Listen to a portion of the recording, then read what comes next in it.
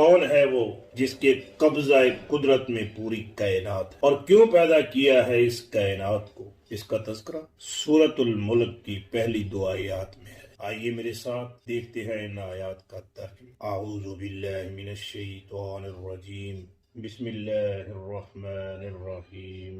تبارک الذی بیدہ الملک، تبارک بڑی ہی بابرکت ہے، مبالغے کا صیغہ ہے، الذی وہ ہستی، وہ ذات، بیدہ ید ہاتھ، بید ہاتھ میں، بید ہی جس کے ہاتھ میں ہے، الملک ملک بادشاہت، الملک حقیقی بادشاہت، تبارک الذی بیدہ الملک بڑی ہی بابرکت ہے وہ ذات جس کے ہاتھ میں ہے حقیقی بادشاہت۔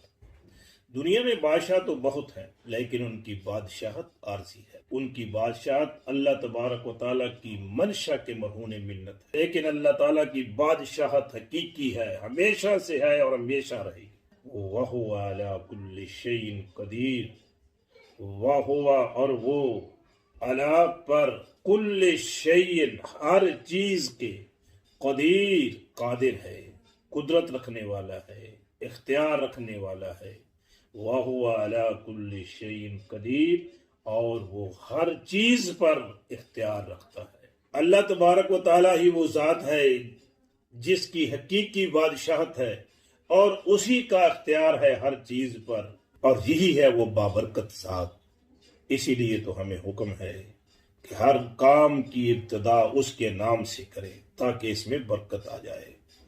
کھانا کھائیں اس کے نام سے، پانی پئیں اس کے نام سے، بیٹھیں اس کے نام سے، اٹھیں اس کے نام سے، لیٹ جائیں تو اس کے نام سے، گھر میں داخل ہوں اس کے نام سے، گھر سے باہر جائیں اس کے نام سے، ایون کہ ہر کام کی ابتدا اس کے نام سے کی جائے۔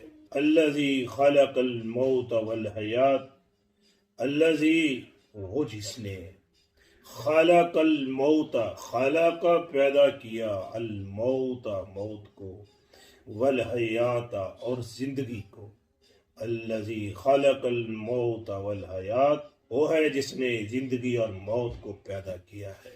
کیوں پیدا کیا ہے؟ لیبلوکم ایکم احسن عملا، لیبلو لی تاکہ یبلو وہ آزمائے، وہ امتحان لے، وہ ٹیسٹ لے، کم تمہارا، لیبلوکم تاکہ وہ تمہارا امتحان لے، ایکم ایو کون ہے، کم تم میں سے، احسن عملا، احسن اچھا، عملا عمل کے لحاظ سے، لیبلوکم ایکم احسن عملا، وہی ہے جس نے زندگی اور موت کو پیدا کیا ہے تاکہ تمہیں آزمائے کہ تم میں سے اچھے کام کرنے والا کون ہے۔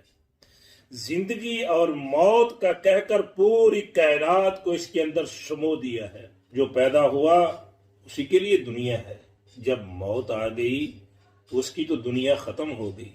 یوں سمجھیے کہ جس نے پوری کائنات کو بنایا ہے اور بنانے کا مقصد واحد یہ ہے کہ انسانوں کو آزمائے کہ ان میں سے کون ہے جو اچھے کام کرنے والا ہے۔